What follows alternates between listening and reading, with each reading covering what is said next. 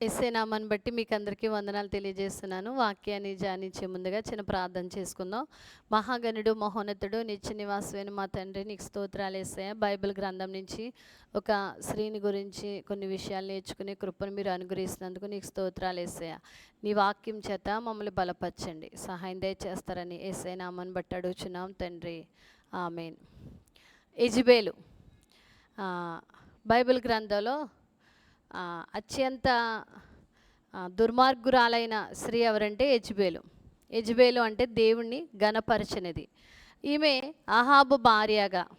అలాగే మొదటి రాజులు 16 అధ్యాయము ఇక్కడ 30 అధ్యాయం 31వ వచనంలో, ఒమ్రీ కుమారుడైన అహాబు తన పూర్వీకులందరినీ మించినంతగా యెహోవా దృష్టికి చెడుతనం చేసెను. నేబాతు కుమారుడైన యరొబాము జరిగించిన పాపక్రియలను అనుసరించి నడుచుకొనుట స్వల్ప సంగతి అనుకుని అతడు సీదోనీయులకు రాజైన ఎత్బాయేలు కుమార్తె అయిన యెజబెలును వివాహం చేసుకుని బయలుదేవతను పూజించుచు వానికి మ్రొక్కుచూ ఉండెను. షోమ్రోన్లో తాను బయలు కట్టించిన మందిరమునందు బయలునకు ఒక బలిపీఠం కట్టించెను.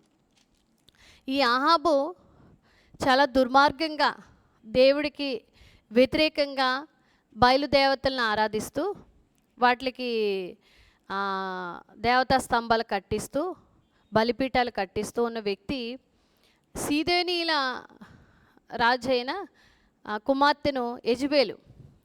ఈ యెజబెలును వివాహం చేసుకున్నాడు. ఎందుకంటే సీదోనీయులతో ఇంకా శత్రుత్వం ఉండదని ఆ యొక్క ఉద్దేశంతో యెజబెలుని వివాహం చేసుకుంటాడు. ఈమె ఈ సీదోనీయులు ఏంటి అంటే బయలుదేవత ఆరాధికురాలు వీళ్ళు. మొట్టమొదటిగా మనం చూసుకున్నట్లయితే పాయింట్ రూపంలో వెళ్ళినట్లయితే విగ్రహారాధికురాలుగా ఆ యొక్క అన్యశ్రీగా ఇశ్రాయేలీల దేశంలో అడుగుపెట్టింది ఈమె. ఇక్కడ మనం చూసుకున్నట్లయితే అహాబు పూర్వీకులందరికంటే మించినంతగా యెహోవా దృష్టికి చెడుతనం చేసినవాడు. ఇక్కడ మనం చూసినట్లయితే సొలొమోను భార్యలు ఎలా అయితే సొలొమోనును విగ్రహారాధన వైపు పూర్తిగా మళ్లించేశారో, ఈ అహాబు భార్య అయిన అహాబు చాలా చెడ్డోడు.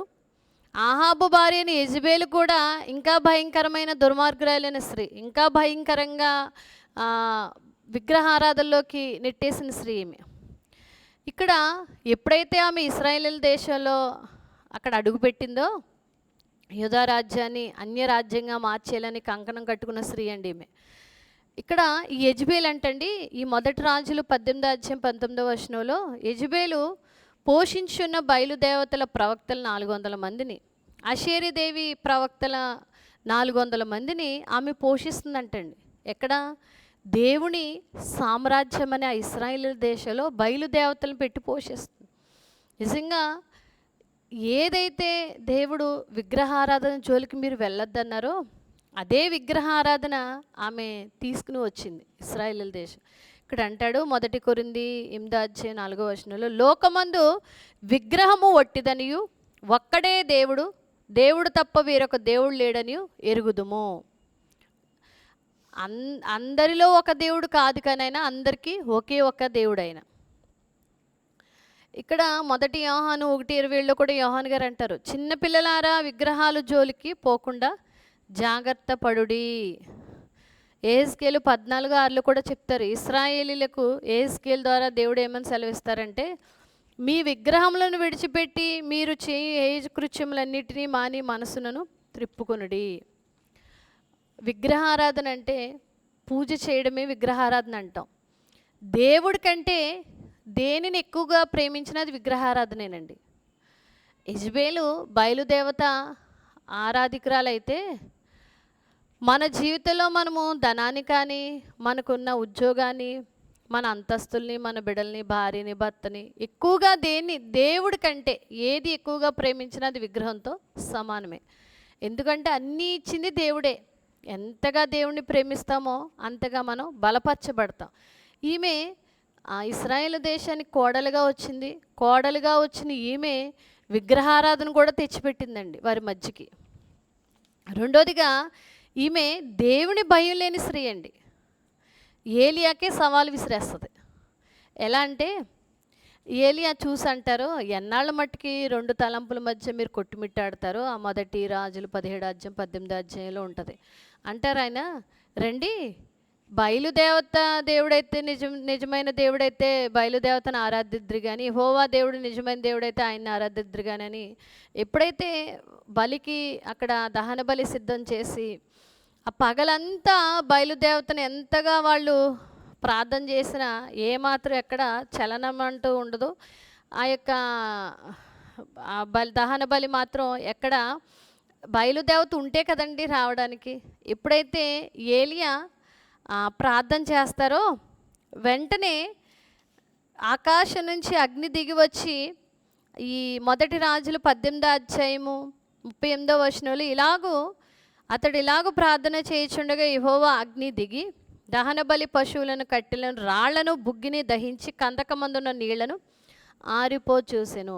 అప్పుడు ప్రజలందరూ అంటారు, యెహోవాయే దేవుడు, యెహోవాయే నిజమైన దేవుడు అన్నప్పుడు ఏలి ఏం చేస్తాడంటే అక్కడున్న ఆ 400 మంది బయలుదేవత ప్రవక్తలందరినీ చంపించేస్తాడు.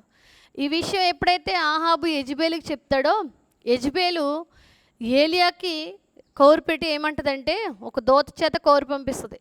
మొదటి రాజులు 19 అధ్యాయం ఇక్కడ అంటది, రేపు ఈ వాళ్ళకి నీ ప్రాణాన్ని నేను వారిలో ఒకని ప్రాణం వలె చెయ్యని ఏళ్ళ దేవుడు నాకు గొప్ప అపాయము కలగజేయనుగాక. దేవుడిని అడ్డం పెట్టుకుని మాట్లాడదు. అందుకే దేవుని భయం లేని స్త్రీ అని చెప్తున్నానండి. నిజంగా ఇక్కడ మనం చూసుకున్నట్లయితే కానీ యెజెబెలు ఏలియాని ఏమీ చేయలేదు. ఎందుకు అంటే ఏలియాకి అసలు మరణం అనేదే లేకుండా అగ్నిరథాలతో కొనుపోబడ్డాడు ఆయన.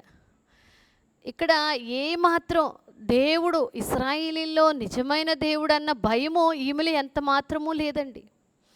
నిర్గమకాండం 1 అధ్యాయం 17వ వచనంలో ఉంటుంది, ఆ మంత్రసానులు ఐగుప్తు రాజుకు భయపడక ఈ ఇశ్రాయేలు పిల్లలందరినీ చంపేమంటే ఈ మంత్రసానులు ఏం చేస్తారంటే దేవునికి భయపడినందునంటండి వారికి దేవుడు మేలు చేసి, నిర్గమకాండం 1 అధ్యాయం 17వ వచనంలో ఉంటుంది, ఎప్పుడైతే వారు దేవుడికి భయపడ్డారో వారికి మేలు చేసి వారికి వంశాభివృద్ధిని దేవుడు కలగజేస్తాడండి. దేవుడికి భయపడే వారిగా ఉన్నామా అన్నది మనం ఒకసారి పరిశీలన చేసుకోవాలి. ప్రకటన 14:7లో చెప్తారు, అతడు మీరు దేవునికి భయపడి ఆయనను మహిమపరచుడి. కోరాహు వాళ్ళందరూ మోషే ఆహారాల మీద ఏమాత్రము దేవుని భయం లేకుండా తిరగబడతారు. వారు ఇష్టం వచ్చినట్లు మాట్లాడతారు. దేవుడు ఎప్పుడైతే వారు నోటికి ఇష్టం వచ్చినట్టు మాట్లాడారో భూమికి నోరిస్తాడండి. అంటే మనలో దేవుడు భయం లేకుండా మన ఇష్టం వచ్చినట్లు సేవకుల మీద కానీ దేవుని నమ్మిన పిల్లల మీద కానీ ఇష్టం వచ్చినట్టు మనం మాట్లాడకూడదు. ఎందుకంటే సమస్తము దేవుడు చూస్తున్న దేవుడు. ఈమెలో ఏమాత్రము దేవుని భయం లేని స్త్రీ ఈమె. అలాగే మూడోదిగా ఈమె అంటండి, ఈమె నరహంతకురాలు, దుర్మార్గత కలిగిన స్త్రీ అండి. ఈమె నిజంగా చాలా జ్ఞానం కలిగిందే, కానీ తన జ్ఞానాన్ని రాజ్యాన్ని పరిపాలించడానికి ఉపయోగించకుండా దుష్టత్వానికి ఉపయోగించింది. మొదటి రాజులు 21 అధ్యాయంలో 1 నుంచి 16 వచనాలు చూసుకున్నట్లయితే ఆహాబు ఏం చేస్తాడంటే ఒకరోజు ఈ ఆహాబు ఈ మొదటి రాజులు 21 అధ్యాయంలో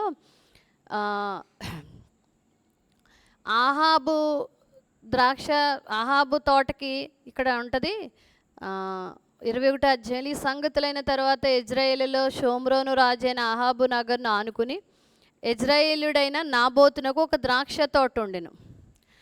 ఏముందంటండి, నాబోతుకు ఒక ద్రాక్ష తోట ఉంది.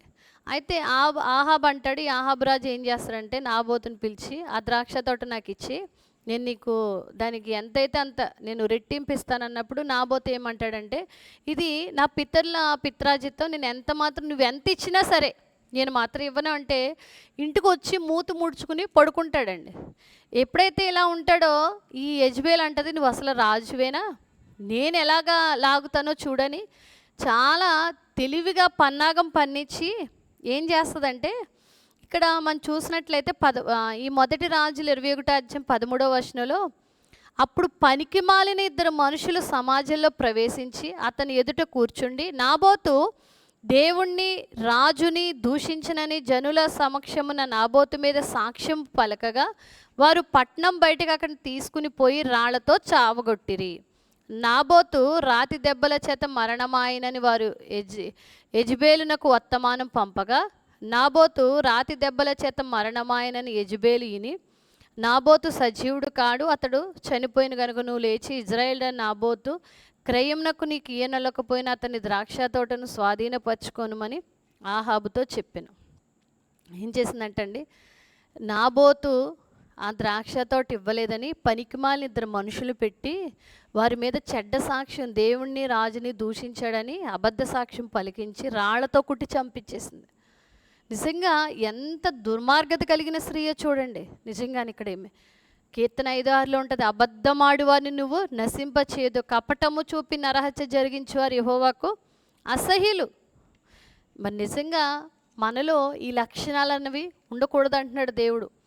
ఇక్కడ అంటాడు యోబు 11:14-17 వరకు, పాపము నీ చేతిలో ఉండుట చూచి నువ్వు దాన్ని విడిచిన ఎడల నీ గుడారములో నుండి దుర్మార్గతను కొట్టివేసిన ఎడల అప్పుడు నువ్వు బ్రతుకుదువు, మధ్యాహ్నకాల తేజస్సు కంటే అధికంగా ప్రకాశిస్తావు. నీ దేహం అనే గుడారములో నుండి దుర్మార్గతను కొట్టివేసినప్పుడే మనం దీవించబడతాం.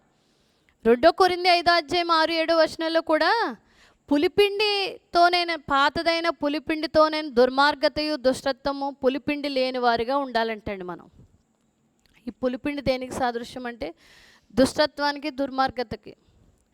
దేవుని బిడలమైన మనలో ఒకవేళ ఈ పులిపిండి లక్షణాలు ఉంటున్నాయేమో, దేవుడికి ఇష్టం లేని లక్షణాలు మనలో ఉంటున్నాయేమో ఒకసారి మనల్ని మనం పరిశీలన చేసుకోవాలి. సామెతలు 8:13లో చెప్తారు, యెహోవా యందు భయభక్తులు కలిగి ఉండుట చెడుతనమును అసహించుకున్నటయే గర్వము, అహంకారము, దుర్మార్గత, కుటిలమైన మాటలు నాకు అసహ్యములు.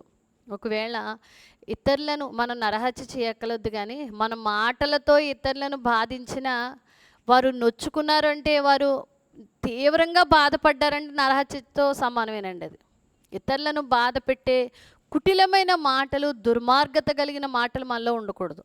ఈ స్త్రీ నరహంతకురాలు, నిజంగా చాలా జ్ఞానం కలిగిన స్త్రీయే, కానీ తన జ్ఞానాన్ని అంతటినీ దుర్మార్గతకి ఉపయోగించింది. రాజ్యాన్ని పరిపాలించడానికి ఏమాత్రం ఉపయోగించలేదు.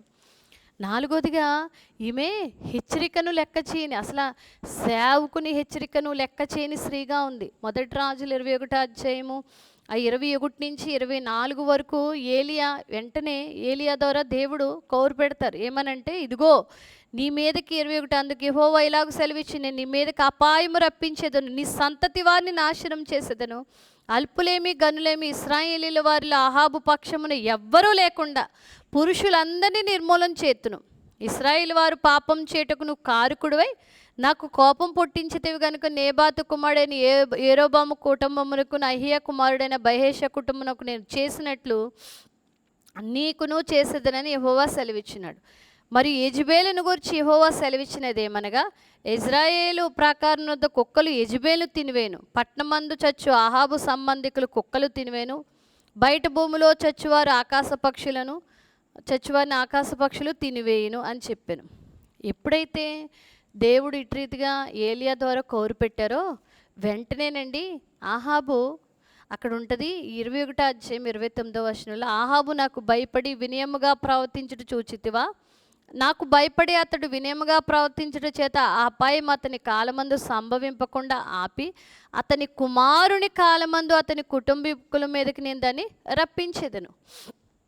వెంటనే ఆహాబు భయపడ్డాడు, కానీ యెజెబెలు ఏమాత్రం లెక్క చేయలేదు. అలాగే చెప్తాడులే సేవకుడు అన్నట్టు వదిలిపెట్టేసింది. ఆహాబు వెంటనే దేవుడి సన్నిధిలో ఉపవాసం ఉండి ప్రార్థన చేశాడు. నిజంగా దేవుని వాక్య హెచ్చరికను మనం ఎప్పుడైతే అది లెక్క చేస్తామో, ఖాతరు చేస్తామో ఖచ్చితంగా దీవించబడతాం. పౌలు గారు అంటారు, అపోస్తులు 27:10-11 అంటారు, ఈ వాడ ప్రయాణం వల్ల మనకి నష్టంగానే తోస్తుందని హెచ్చరిక చేసినప్పుడు వాడ నావికుడు కానీ ఎవరు పట్టించుకోరు. తర్వాత వాడ ప్రయాణం చేసి ఎంతగానో నష్టాన్ని చవిచూస్తారు. అంటే ఖచ్చితంగా దేవుని సేవకులు హెచ్చరిక వచ్చినప్పుడు, వాక్య హెచ్చరిక వచ్చినప్పుడు మనం సరి చేసుకున్నప్పుడు దీవించబడతాం. 5వదిగా చెడుతనాన్ని ప్రోత్సహించిన యెజెబెలండి. 1 రాజులు 21:25 ఇక్కడ తన భార్య అయిన యెజెబెలు ప్రేరేపణ చేత యెహోవా దృష్టికి కీడు చేయు తను తాను అమ్ముకొనిన ఆహాబు వంటి వాడు ఎవడునూ లేడు. ఎవరు ప్రోత్సాహం అంట? యెజబేలు. నిజంగా భారీగా మంచిగా అన్న కన్నా ఆమె చెడ్డగానే ఎక్కువగా, అసలే చెడ్డోడు ఆహాబు, అలాంటి చెడ్డోడిని ఇంకా చెడ్డగా మార్చేసిందండి. ఇశ్రాయేలీల్లో సమాధానం లేకుండా చెడును ప్రోత్సహించేసింది ఆమె. 2 రాజులు 9:22 యెహోరాము అనే రాజు యెజబేలు కొడుకుతో అంటాడు, నీ తల్లి అని యెజబేలు జారత్వమును చిల్లంగితనమును ఇంత విపరీతమై ఉండగా సమాధానం ఎక్కడి నుండి వచ్చును? చూడండి ఎంతగా ఆ ఇశ్రాయేలీల దేశంలో సమాధానం లేకుండా చేసేసిందో, చెడుతనాన్ని ఎంతగా ఆమె అక్కడ ప్రోత్సహించిందో. కీర్తన 34:21 ఉంటుంది, చెడుతనము భక్తిహీనులను సంహరించును. ఎస్తేరు 5:14 జెరూషా తన భర్తను ఏం చేస్తుందంటే, నీకు ఆ మొద్దెకి మొరక్కట్లేదు కదా, ఇదిగో 10 అడుగులో మురుకొయ్యి తయారు చేయించి అది నువ్వు రాజుతో మనవి చేసుకో అని ప్రోత్సహిస్తుందండి. మరి తన ప్రోత్సాహాన్ని బట్టే ఆమాను ఉరికొయ్యి చేయిస్తాడు. ఆ ఉరికొయ్యి మీద ఎవరండి? ఆమాను ఉరి తీయింపబడతాడు. ఆ 10 మంది కుమారులు కూడా ఉరి తీయింపబడతారు. మన చెడు, మన కపటం మనల్ని కాటేస్తుంది. అందుకే అంటాడు సామెతలు 3:7 నేను జ్ఞానిని కదా నువ్వు అనుకొనవద్దు, యెహోవా యందు భయభక్తులు కలిగి చెడుతను విడిచిపెట్టుము, నీ దేహమునకు ఆరోగ్య ఎముకలకు సత్తువ. మన చెడుతనం వల్ల మన దేహంలో ఉన్న పార్ట్లన్నీ పాడైపోతూ ఉంటాయంట. మనం ఎప్పుడైతే నిజంగా మనము ఆరోగ్యంగా ఉండాలి అంటే మంచి ఆలోచిస్తూ ఉండాలి. యెహోవాను ప్రేమించు వారులారా, కీర్తన 97:10 యెహోవాను ప్రేమించు వారులారా చెడుతనంను అసహించుకొని తన భక్తుల ప్రాణమునైనా కాపాడుచున్నాడు. చెడ్డదాన్ని అసహించుకుని మంచిదాన్ని హత్తుకునుడి. ఈ యెజబేల్ అయితే చెడ్డదాన్ని హత్తుకుని మంచిదాన్ని అసహించుకునే స్త్రీమే. ఆరోదిగా అసహించుకునే జీవితం అండి ఈమె. మేకులాంటి జీవితం ఈమె. ఒక తల్లిగా మేకులాంటి జీవితం. భర్తకి మేకే, బిడ్డలకి మేకే, అక్కడున్న ఇశ్రాయేలు రాజ్యానికి మేకే, అందరూ అసహించుకునే జీవితం. వంశాన్ని కూడా కోల్పోయింది. ఆహాబు చనిపోయిన తర్వాత 10 సంవత్సరాలు పరిపాలన చేసిందండి. ఒకరోజు 2 రాజులు 9:30-37 యెహూ అనే యెహోషాపాతు కొడుకు ఇశ్రాయేలు ఊరు వచ్చినప్పుడు యెజబేలు వింటది. విని మంచి మేకప్ వేసుకుని శిరోభూషణాలు ధరించుకుని ఎప్పుడైతే ఆమె కిటికీలోంచి వస్తుందో యెహూ అంటాడనమాట, నా పక్షాన్ని ఎవరున్నారో దాన్ని వెంటనే, నా పక్షాన్ని ఉన్నవారు వెంటనే దాని కిందకి త్రోసివేయండి అనగానే, నిజంగా ఆమెను ఎంత అసహించుకోకపోతే ఆ ప్రజల మధ్య ఆమెకి ఎంత చెడ్డ పేరు లేకపోతే, ఆ యెహూ అన్న రాజు ఎప్పుడైతే కిందకి తోసేయండి దాన్ని అనగానే ఎత్తి కిందకి తోసేస్తారండి. తోసేసిన తర్వాత ఆ గుర్రాలతో తొక్కించి మరీ చంపేస్తారు. తర్వాత యెహూ భోంచేసి బయటకు వచ్చిన తర్వాత ఎంతైనా రాజకుమార్తె కదా, రాణి కదా, పాతి పెడదామని వెళ్ళేసరికి ఏముండో, చేతులు మొండు మిగులుతుంది అంతేనండి. అంటే చూడండి ఎంతగా, అంటే ఏ పంట విత్తుకుంటామో ఆ పంటే కోసుకుంటాం. ఎందుకంటే నాబోతుని అన్యాయంగా చంపించేసింది, కుక్కలు వచ్చి నాకినాయి ఆ నాబోతు యొక్క రక్తాన్ని.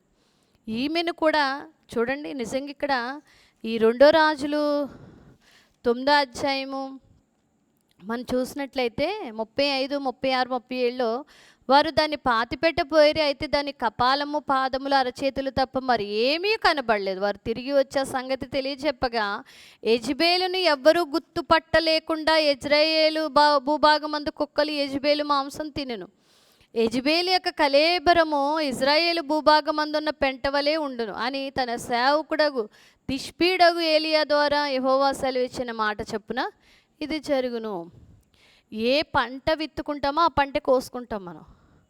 ఎందుకంటే తన దుర్మార్గతను విత్తుకుంది, దుర్మార్గతనే కోసుకుంది. వెంటనే తోసివేయండి, నా పక్షాన ఉన్నవారు దాన్ని తోసివేయండి అనగానే వెంటనే అమాంతన అక్కడ ఆమెను కిటికీలోంచి తోసేస్తారు.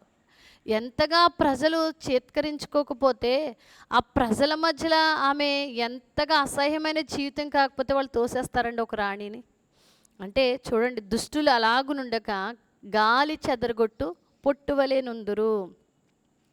మొదటి రాజులు 10 అధ్యాయము 1 నుంచి 10, 11 వచనాల్లో కూడా ఆహాబు కుటుంబీకులందరినీ, అతని సంబంధికులకు గొప్పవారందరినీ, 70 మంది పిల్లలు, ఆహాబు పిల్లలు, అతని బంధువులందరినీ, అతడు నియమించిన యాజకులను హతము చేసిన ఒక్కడినైనా ఉండలేదంటండి. ఆ 2 రాజులు 10 అధ్యాయము 1 నుంచి 11 వచనాలు మనం చూసుకున్నట్లయితే నిజంగా మేకులాంటి జీవితం, ఆ ప్రజలకి ఏమాత్రం మేలు చేయని వ్యక్తి. మరి నిజంగా మనం అలా ఉండకూడదు, కానీ మేలు చేయటంలో ఏమాత్రము విసుగక చెందకుండా ఇతరులను మనం చేదరించుకుని అసహ్యపడే జీవితం మనలో ఉండకూడదు. అందుకే యెజబెల్ని మనం ముందు పెట్టి దేవుడు మనకి నేర్పిస్తున్నారు. 7వదిగా, ఈమె సంఘాన్ని పాడు చేయాలనుకున్న స్త్రీ అండి.